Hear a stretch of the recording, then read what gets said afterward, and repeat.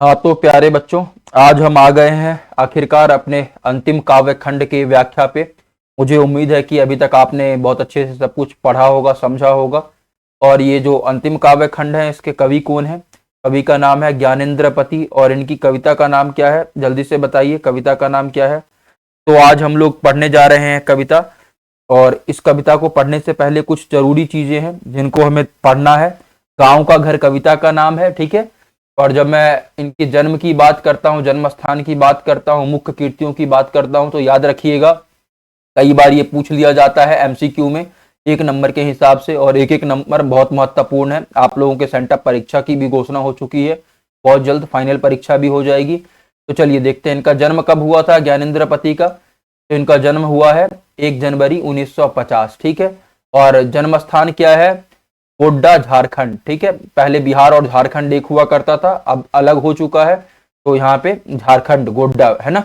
और गोड्डा कहाँ पे है? भागलपुर से जस्ट लगा हुआ डिस्ट्रिक्ट पड़ता है गोड्डा। बॉर्डर है एक तरीके से अभी का करंट का बिहार और झारखंड का।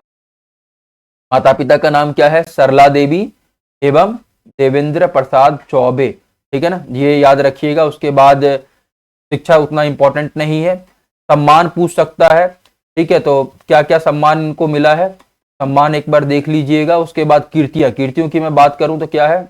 आंख हाथ बनते हुए 1970 में। उसके बाद क्या है? शब्द लिखने के लिए ही यह कागज बना है। ये दो मुख्य कीर्तियां याद रख लीजिएगा। और अंतिम क्या है? पढ़ते गढ़ते 2005 में।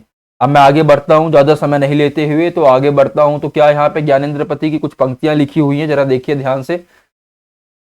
5 चिड़िया ने खाली आकाश को तूने घाट पर नहाने आई सखियों सा अपनी क्रीड़ाओं से भर दिया। फिर आए राहगीर पक्षियों के मंथर झुंड कांपते आकाश को कल करते। क्या मतलब है इसका? आप समझ रहे होंगे अच्छे से, ठीक है। मैं ज्यादा समय नहीं लेते हुए सीधा कहाँ आ जाता हूँ? कविता पे आ जाता हूँ। कविता का नाम क्या है? गांव का घर। आप में से ज्यादातर जो बच्चे हैं वो गांव में रहते हैं, गांव के परिवेश में रहते हैं। तो गांव की क्या स्थिति है, गांव कैसा दिखता है, गांव में क्या क्या है, गांव किन चीजों से मिलकर बना है, ये आप सभी लोग जानते होंगे, मुझे अलग से बताने की जरूरत नहीं है, ठीक है। गांव का घर कभी अगर पूछ दे कि इससे आप क्या समझते हैं, तो इसको व्याख्या अच्छे से करने में आप समर्थ रहिएगा, ऐसा ना हो कि व्याख्या ना कर पाए, ठीक है। तो सबसे पहले क्या लिखा है? गांव के घर के अंतःपुर की वह चौखट, टिकुली साटने के लिए सहजन के पेड़ से छुड़ाई गई गोंद का गेह, वह सीमा जिसके भीतर आने से पहले खास कर आना पड़ता था। बुजुर्गों को खड़ाऊ खटकानी पड़ती थी खबरदार की, और प्रायः तो उसके उधर ही रुकना पड़ता था। एक अदृश्य पर्दे के पार से पुकारना पड़ता था किसी को बगैर नाम लिए। इसकी तर्जनी की नोक धारण किए रहती थी सारे काम, सहज शंख के चिन्ह की तरह। गांव के घर की उस चौखट के बगल में केरू लिपि भीत पर दूध डूबे अंगूठे के छापे, उठौना दूध लाने वाले बूढ़े ग्वाल दादा के हमारे बचपन के भाल पर दुग्ध तिलक महीने के अंत में गिने जाते एक एक कर। तो गांव का एक दृश्य यहाँ पे बनाया गया है, बताया गया है कि गांव कैसा है और गांव की परंपरा क्या है। तो इसकी व्याख्या एक बार आ जाते हैं। प्रस्तुत पाठ ज्ञानेंद्रपति द्वारा रचित कविता संग्रह संशयात्मा से ली गई है। किससे ली गई है? संशयात्मा से, यह आपको मालूम होना चाहिए, है ना। इसमें प्राचीन गांव की विशेषता को बताया गया है।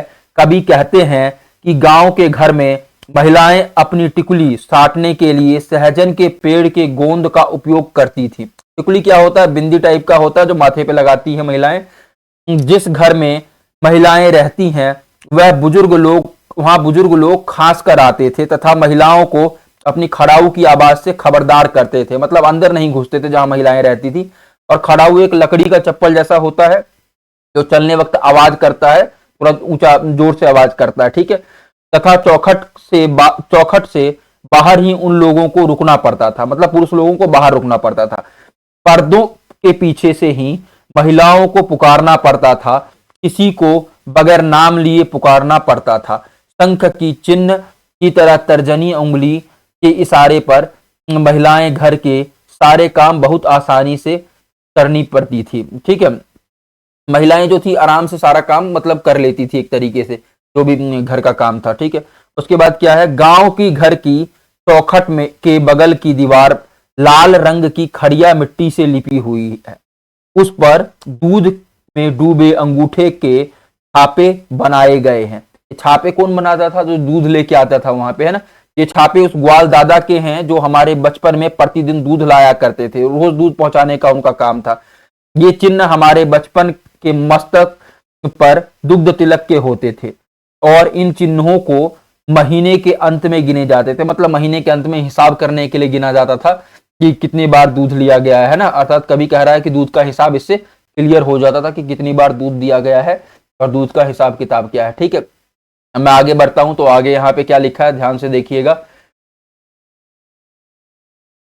हाँ, गांव का वह घर अपना गांव खो चुका है।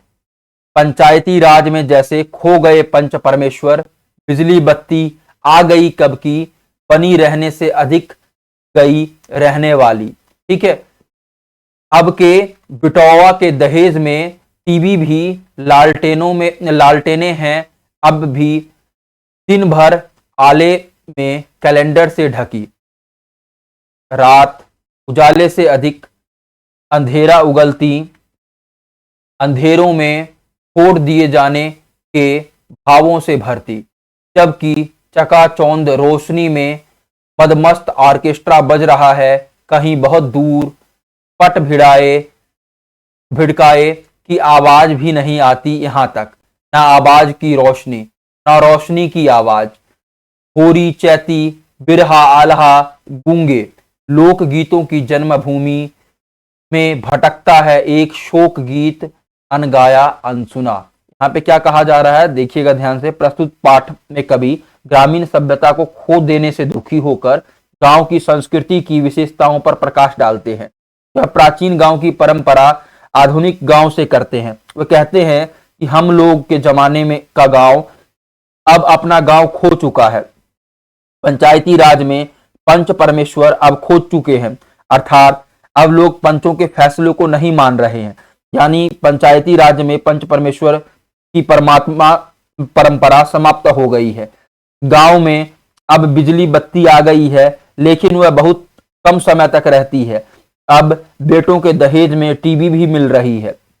अब लालटेनें भी हैं लेकिन वह दिन भर कहीं अलमारी के कोने में कैलेंडरों से कड़ी रहती हैं। रात अब उजाले से अधिक अंधेरा रहता है, अधिकतर समय अंधेरा ही रहता है, जबकि घर से बहुत दूर चकाचौंध रोशनी में कहीं ऑर्केस्ट्रा बजता है। उसका ना आवाज आती है और न ही उसका रोशनी पहुंच पाता है। अब गांव में पुराने लोकगीत, होरी, चैती, बिरहा और आला भी कहीं नहीं गाया जाता। गांव लोकगीतों की जन्मभूमि होती है लेकिन यहाँ लोकगीत खत्म हो गए हैं। लोकगीतों की जगह पर अनगाया अनसुना शोक गीत अंधेरे में कहीं बसता है। मतलब क्या है कि गांव की परंपरा धीरे धीरे कहीं ना कहीं धूमिल होती जा रही है। उससे कवि बहुत ज्यादा चिंतित हैं। फिर देखिए अब आगे क्या कहा गया है।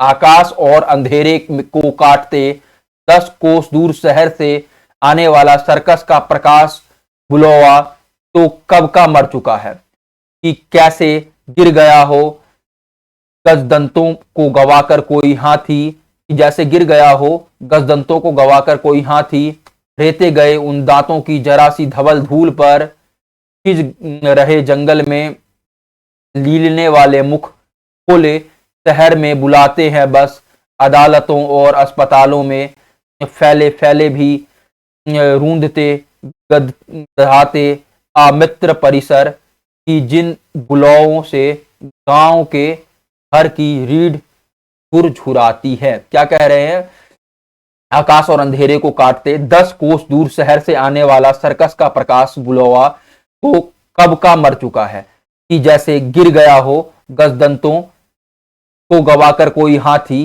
रेते गए उन दांतों की जरा सी धवल धूल पर, खिज रहे जंगल में लीलने वाले मुख खोले शहर में बुलाते हैं बस, अदालतों और अस्पतालों में फैले फैले भी रूंधते गधाते आमित्र परिसर की जिन बुलाओं से गांव के घर की रीढ़ झुरझुराती है।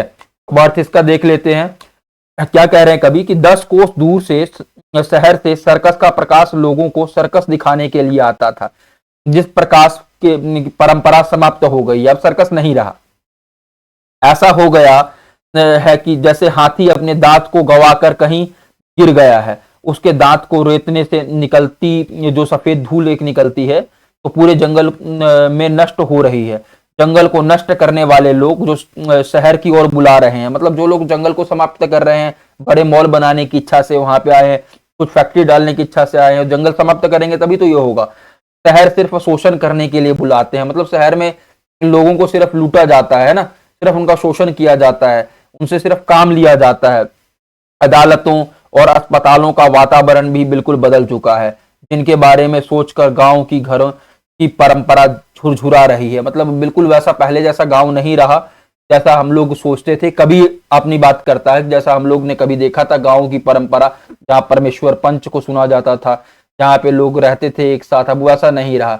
अब क्या है कि लोग सब कुछ अपना निजी कर रहे हैं। जैसे ऑर्केस्ट्रा की बात ऊपर की गई है कि ऑर्केस्ट्रा तो बज तो रहा है लेकिन उसकी आवाज नहीं आ रही, मतलब दरवाजा बंद करके अब लोग अपनी चार दीवारी में निजी रूप से चीजें कर रहे हैं। और गांव धीरे धीरे गांव नहीं रहा, आधुनिक गांव बनता जा रहा है, जो कि किसी शहर से कम नहीं है। तो ये है कवि की चिंता कि गांव का स्वरूप बदलता जा रहा है, कवि इस पे कहते हैं। चलिए अब अंत में आते हैं, कठिन शब्द एक बार देख लेते हैं इसमें क्या है। तो अगले वीडियो में हम लोग इसका प्रश्न अभ्यास करेंगे। मुझे उम्मीद है कि आपको समझ में आया होगा इसका भावार्थ, आपने इसको अच्छे से देखा होगा, सुना होगा। कहीं कुछ दिक्कत होगा तो बताइए, कुछ सुधार हम लोग कर सकते हैं तो बताइए। तो देखिए सबसे पहला शब्द क्या है, अंतःपुर। अंतःपुर का मतलब क्या है, घर का आंतरिक भाग जो ड्योढ़ी के बाद पड़ता है, ठीक है। फिर क्या है, भीत मतलब दीवार, हवल मतलब उजाला, गेह मतलब घर, दूध डूबे अंगूठे के छापे मतलब दूध में अंगूठा डुबाकर दीवार पे लगाया गया चिन्ह एक तरीके से, ठीक है। उठौना, उठौना सब लोग जानते ही होंगे, रोज बाहर से नियमित दूध खरीद कर मंगाए जाने का क्रम उठौना। इसके अलावा सिर्फ दूध नहीं और चीजों में भी किया जा सकता है उठौना, ठीक है, जो नित्य के हिसाब से चलता हो। अब यहाँ पे एक तस्वीर दिया है, ये तस्वीर चित्र क्या बयां करता है आप लोग बताइएगा, जरा मैं देखूं कि कितनी आप लोगों की समझ है। तब तक के लिए हम लोग चलते हैं, अच्छे से पढ़िए, अच्छे से बढ़िए, बिहार का नाम रोशन करिए। मिलते हैं अगले वीडियो में।